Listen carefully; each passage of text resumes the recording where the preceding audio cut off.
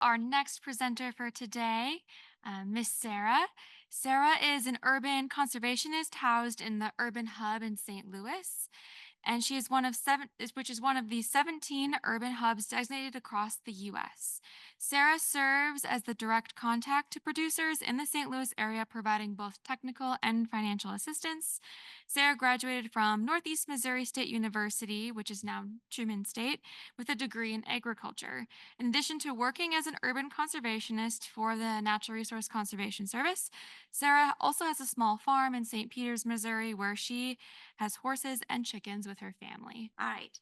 As she said, my name's Sarah Shineski. I'm the Urban Conservationist out of the Urban Hub office in St. Louis, Missouri. And I'm going to talk to you a little bit about NRCS and the conservation planning process. I'm going to talk to you about financial assistance, what that means.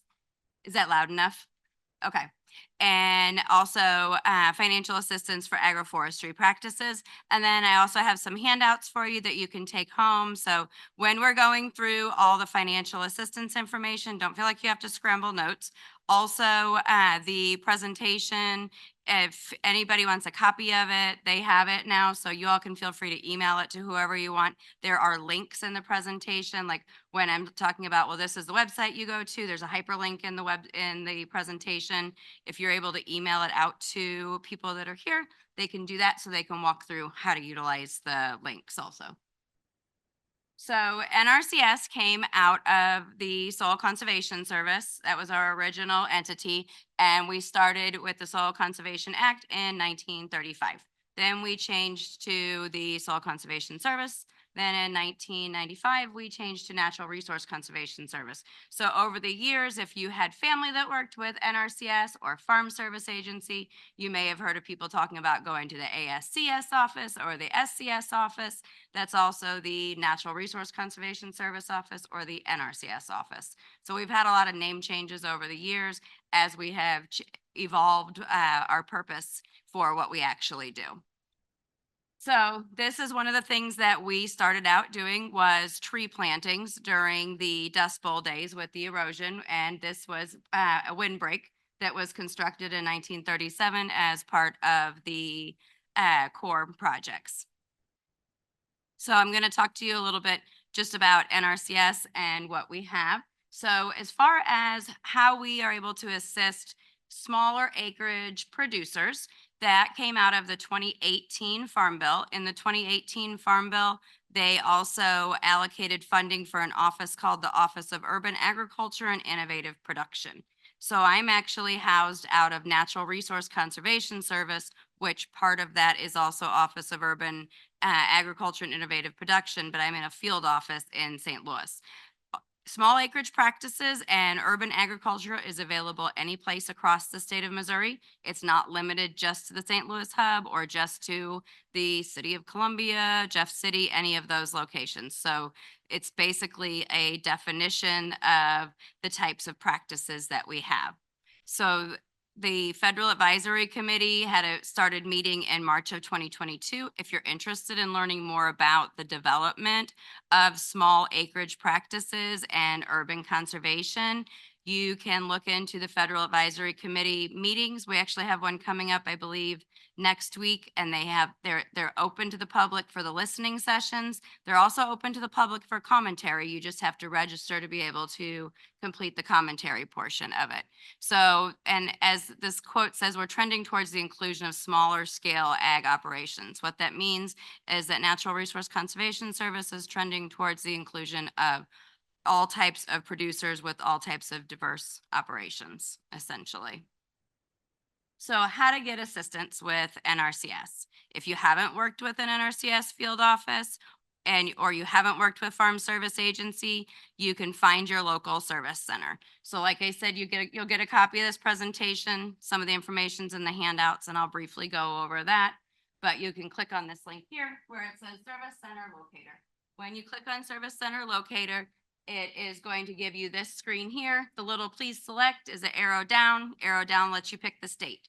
As soon as you pick the state, then you pick your county. When you pick your county, then it's going to give you your contact information. It's going to tell you who your district conservationist is, which means who supervises that county that you're in.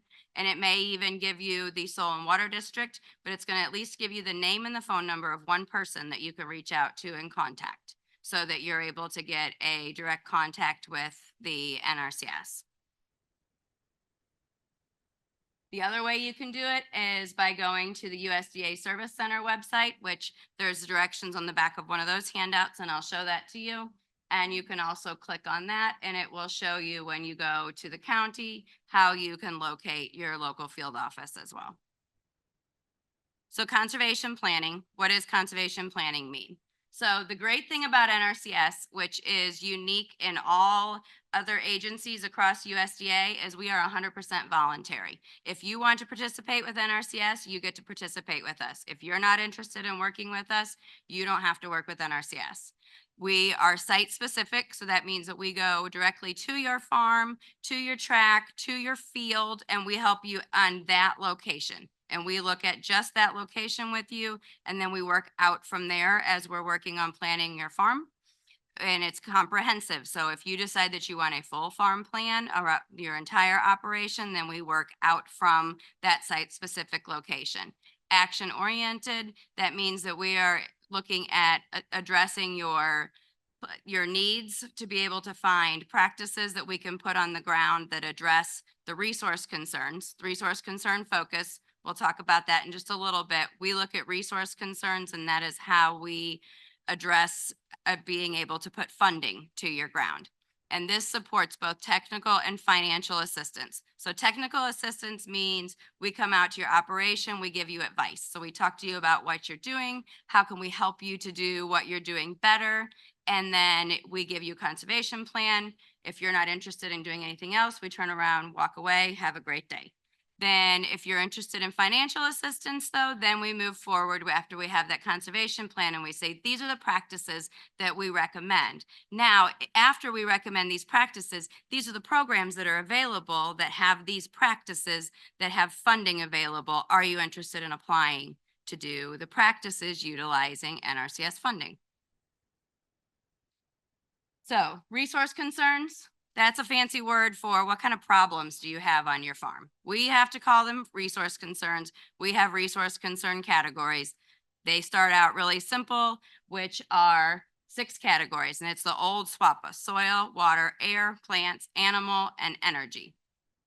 But then we also have 47 like deep resource concerns. So then we talk about if it's soil, is it organic matter depletion? Under soil, there's also 11 other categories. There's really 172, I think it is, if I remember correctly, micro resource concerns, but we don't go out there and ask it, under your soil, what is your organic matter depletion resource concern? Because I mean, that's a little deep in the weeds. But what kind of things are not included? So under things that are not included under resource concerns is increasing profitability. So we can look at how to address your resource concerns and improve your operation, but increasing your profitability is something that's up to you. And that would be something that if we can help you to address your resource concerns, and in addressing your resource concerns, it improves your profitability, that's great. But the sole purpose of addressing the resource concerns isn't to improve the profitability. We're looking at things like if you have a issue with, for example, in a woodlot and you have honeysuckle and you're trying to grow a crop underneath it, then whatever crop you're trying to grow is going to have a plant vigor issue because you have an invasive species that's in that space. So that resource concern is going to be plant vigor, not the fact that you're not making any money off the crop underneath because you have a bush honeysuckle problem. So we're going to look at conservation practices. And in the conservation practices, there are 160 plus conservation practices across the country. They have to be a national conservation practice first, then they're adopted by each state. So some states adopt conservation practices, some states don't adopt certain conservation practices. Each conservation practice in the standard tells you what resource concern that it's addressing. And those provide us with a guidance sheet for being able to apply that to the ground. And it also tells us what the minimum level is for us to be able to apply it to for you to be able to get funding. So it's important to know that those conservation practices are not the same as conservation program policy. So there, when we talk about programs, there's multiple kinds of programs. Each program has its own policy, and conservation practice standards always are more important than programs. So the programs don't have policy within, don't have standards within them. The standards are always what we go back to determine how we implement a practice. So how do you find a conservation standard? So if you're interested in looking around and you want to see what the conservation standards look like, you can click on the link over here that says Field Office Technical Guide. You can also go and Google like a little E and then FOTG, and it will go to the Electronic Field Office Technical Guide. When you go on that, then you'll arrow down to select your state, and then you go to section 4. And in the actual presentation on the bottom, all the notes are there. So you'll have a copy of that and you'll go to section 4. When you go to section 4, it lets you look through all the different standards. When you look at the standard, you can pick if you want to say, to see what the agroforestry standard looks like. If you want to see what brush management looks like, you can see all of those to see what needs to go into it and what the job sheets look like. So for example, this is what one would look like if you pull up for forest farming. It tells you what the definition is, it tells you the purpose, it tells you where it applies. So it says for each of them has applicable ground. Like for this one, it says it has to be ground where trees, shrubs, or woody or non-woody crops can be grown in combination. And it goes through page by page and tells you what the guidelines are.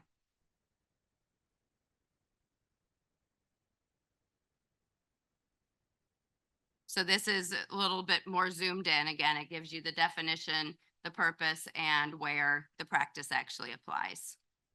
So I'm going to show you just some conservation practices that might be applicable to things that you would be interested in. These are ones that are associated with tree and shrub establishment. So this is tree and shrub site preparation. So this is a practice that is utilized before or during planting. This is for site preparation for preparing your ground. And this would be either light disking or a chemical application to set back the current cover, depending on what your current cover is. There's multiple categories that you'll be able to see, and I'll show you where you can find those payment rates, but you can also talk to your local field office. Another one is tree establishment.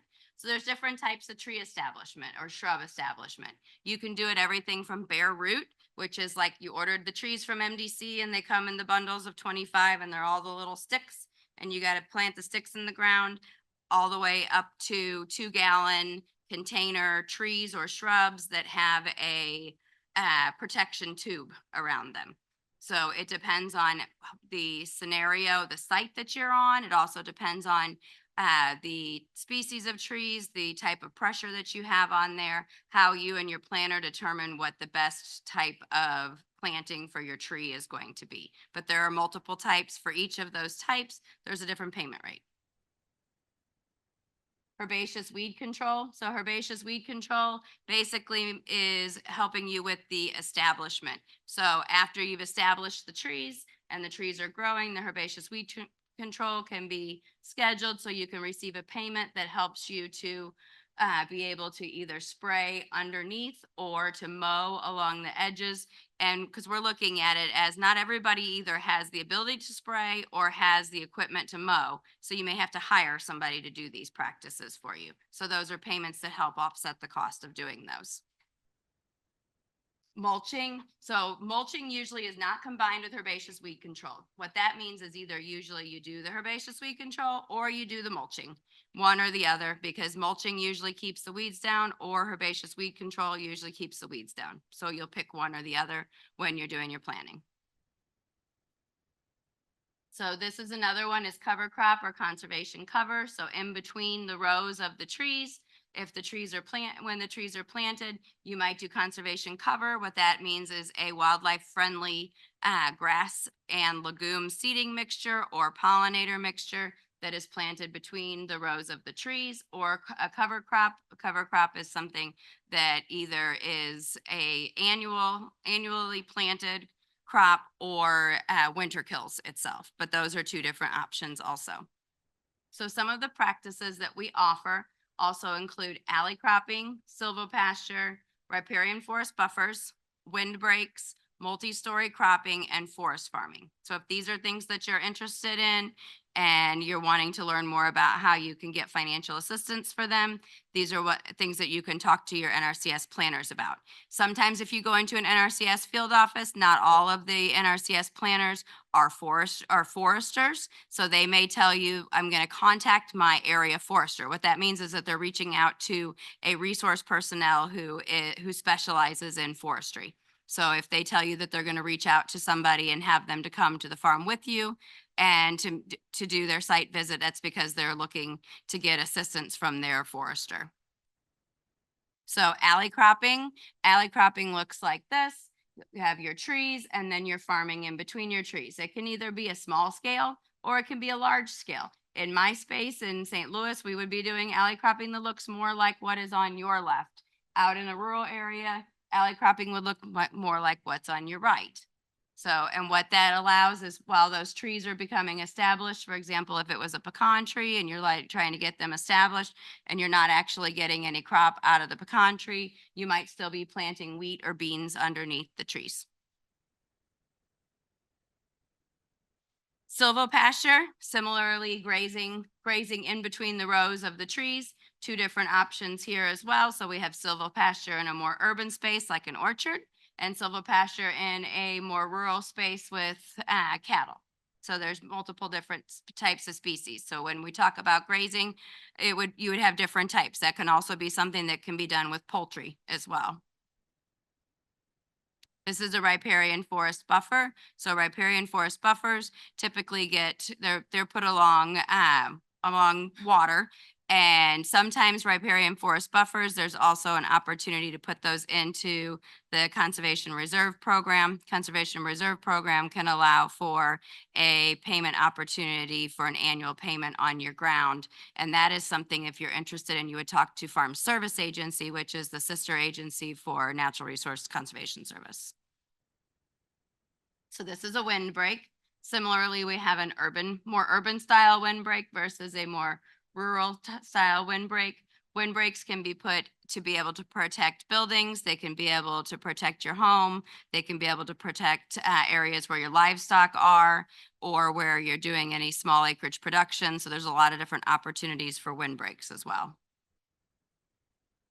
So this is multi-story cropping and forest farming. There's a couple different examples here of cropping underneath the actual forest area. So there's some different examples of forest farming within Missouri. These are typically food producing trees and shrubs, and removing the non-native understory species to facilitate growth or existing medicinal plants on forest land. Like we talked about, getting those invasive species out so that you're able to utilize that space and actually have a functional area. And then also you can implement forest stand improvement to facilitate the growth of desirable food producing trees or shrubs, and having to not establish new medicinal plants. So we'll talk just briefly about NRCS programs. So that went fast. NRCS programs. So there's two big NRCS programs. One is EQIP and one is CSP. I'm going to grab these.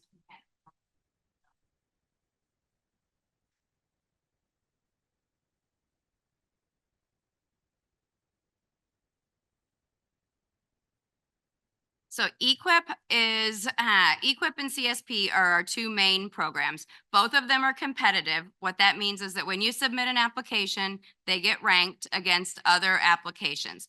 There's different categories for applications. So you might, and they might tell you, well, you're going in under 4 different fund pools. Don't worry about that part. Just worry about that you understand that it's competitive and you get ranked against other applications.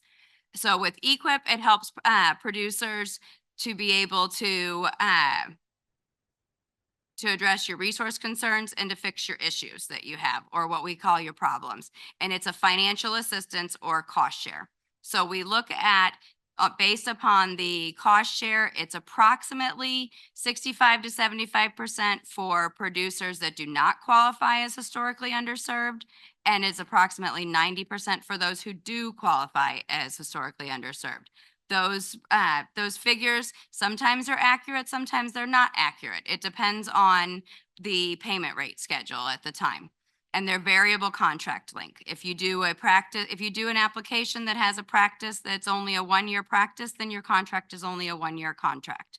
CSP is intended as a reward program for producers so that that are already doing the right thing. Essentially, you already have addressed a lot of your resource concerns, and we're encouraging you to go that next step, essentially. So you have to enroll all your acres for that land use. You can't just pick that one field or that one site like you can with EQIP, and it provides a fixed based payment. So you also get a payment for installation of enhancements on the ground, and it's a 5-year program. So that's different than EQIP. So what I'm going to show you is there's 2 different handouts, and these actually just came out about 4 months ago, and they're probably one of the better handouts that Missouri has put out in quite a long time.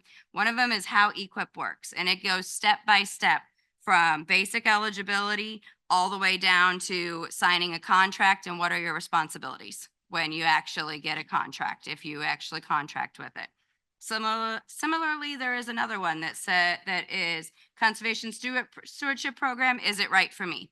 And it goes through and asks you, can you answer these questions? And it is similar. It's step by step, shows you exactly what is CSP, how do you go through a CSP application, how do you get a CSP contract, and what are your obligations with that contract. So if you're interested at all in programs, definitely take one of these because these are going to be a really good guide for you.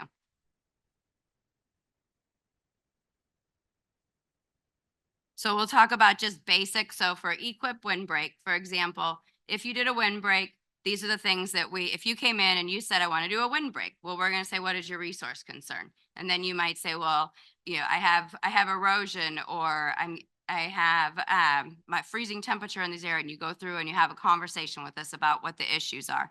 And then we determine, okay, we're going to do a windbreak. So the windbreak is going to look like we need to do site prep. Site prep, remember, that's going back and getting that ground ready so that we can do a tree planting. And then we'll say then we also need to include a tree planting. So that's going to be the tree and shrub establishment.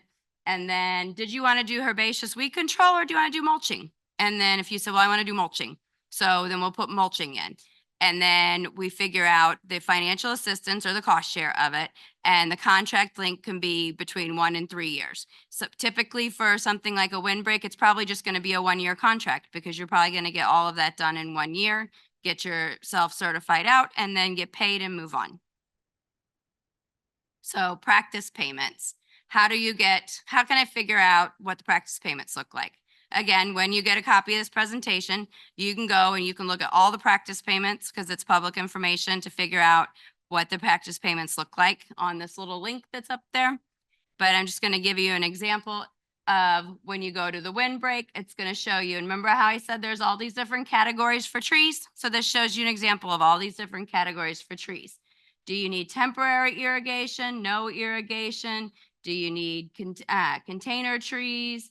Do you need bare roots? It's got all the different options. And then it shows you the HU is a historically underserved participant versus not. The non-HU is just a regular category, and it shows you the payment rate that's along the side. So you can see approximately how much you would get paid for doing that. Then what we also have is scenarios. So if you're wondering, what does it even look like if I want to know what all goes into that payment? This shows you what all goes into the payment. So if we look at the windbreak, it shows you that it includes somebody doing the labor, it includes all of the materials, and it includes a truck and digging the holes and planting the trees and an auger, and somebody working for $12 an hour and somebody working for $27 an hour. So there's all these different components that go into it. I try and put all this in here because I don't like it all just a hidden back door. So then if you have CSP, so CSP is the other program, that's the 5-year contract. So CSP, this is a little bit different. So for example, we have a practice that is called the 612D. So what that is adding food producing trees and shrubs to your existing agroforestry planting, such as a windbreak. So if you have an existing windbreak, because you already did it with EQIP, but you want to make it better than the windbreak that you currently have, then you could apply with CSP. And you would enroll all of your ground that was in agroforestry. You would receive a base payment for that ground. You have a 5-year contract. The minimum payment that you would receive each year would be $4,000. So you have a flat rate payment each year. You might receive more than that the first year because you got cost share to do the implementation of the enhancement that you put in, but each year after that, so long as you maintain your resource concerns to the minimum threshold that you applied at, and you move forward for the remaining 4 years, you receive the $4,000 payment. So this is just a breakdown to explain. Remember, we talked about sub-accounts, and I told you everybody goes in under all these different fund pools. So I wanted to show you what the funding looked like and how much money has gone into different funding pools. So under the funding pools in 2017, they put $42,000 out for agroforestry, and 1871, 1995, 2020, 198, 21, 165. In 2022, we had $293,000 obligated for agroforestry practices. And in 2023, it was $120,000. Now, they told me that the reason why it was $120,000 is because they think a lot of the funding and applications for agroforestry actually went under different categories, like socially disadvantaged and beginning farmers, so they weren't able to capture those same numbers under the agroforestry category. So I'm going to show you one other handout, but this slide is in here also. And if you went through if you go through all that information when you get back and you're like, I can't figure out how to figure out where to get my service center, I don't understand any of the technology part of who to call, I wish somebody would just look up the name and give it to me, then you just call me. Or you can text me. That's a mobile phone. And you can call me on it, or you can send me a text message and ask where you're supposed to be at, and then I can look the information up for you, or you can send me an email. So, and I'm going to show you one other handout. So when I was talking about, because we did not have enough time to go through all of it, when I was talking about the historically underserved producers versus regular producers, this book here is called Getting Started. So this is a guide that talks to you all about USDA, and it explains Farm Service Agency, it explains Natural Resource Conservation Service, rural development, and it goes page by page, and it shows you if you are historically underserved, meaning that you are minority, women, veteran, beginning, and or limited resource producers, or you qualify as socially disadvantaged, which is a list of ethnic categories, then it shows you the different things you're eligible for. And just because you fall under a category with one agency does not mean you fall under a category with another agency. For example, on my farm, I previously qualified as a beginning farmer on our farm, but I never qualified as female with Natural Resource Conservation Service. But with Farm Service Agency, I'm considered to be historically underserved being female. So all of that information is in this book, and I have plenty of copies for everybody to get one of those also. Does anybody have any questions? I know I went over a lot quickly. Yes.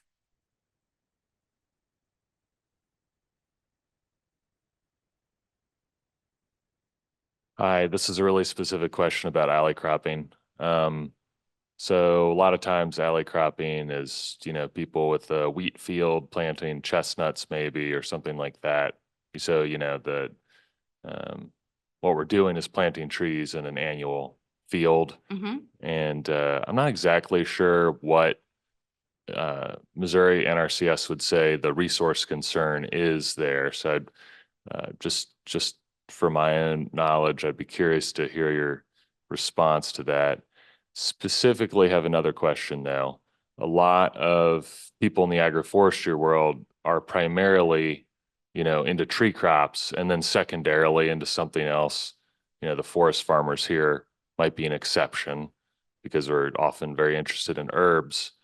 But one thing that it's been a bit stifling sometimes in these conversations because We all think alley cropping is great, but sometimes it's hard to get EQIP funding for adding annual crops to tree plantings that already exist.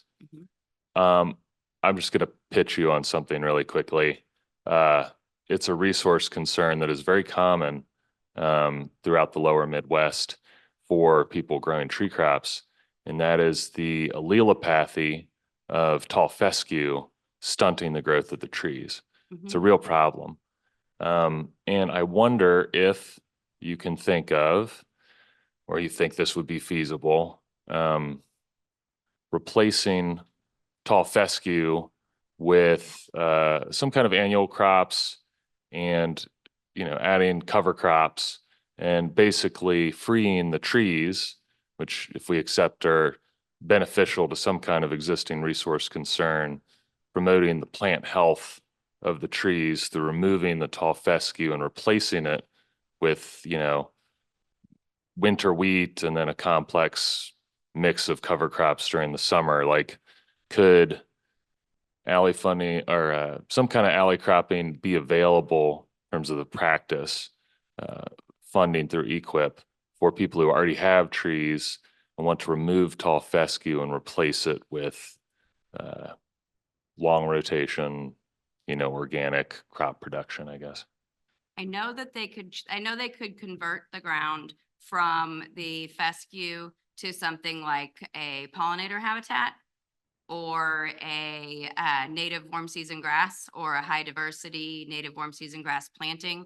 And one of the ways that we actually do that now is to implement a 1 or 2 year annual forage crop is what they call it. Essentially, it is a cover crop that is used as a smother crop to be able to try and tackle the fescue, because fescue doesn't die in its first year when we try spraying it out. So that's definitely something that they could look at as well. And our grass seedings are a 5-year practice. Thank you. You're welcome.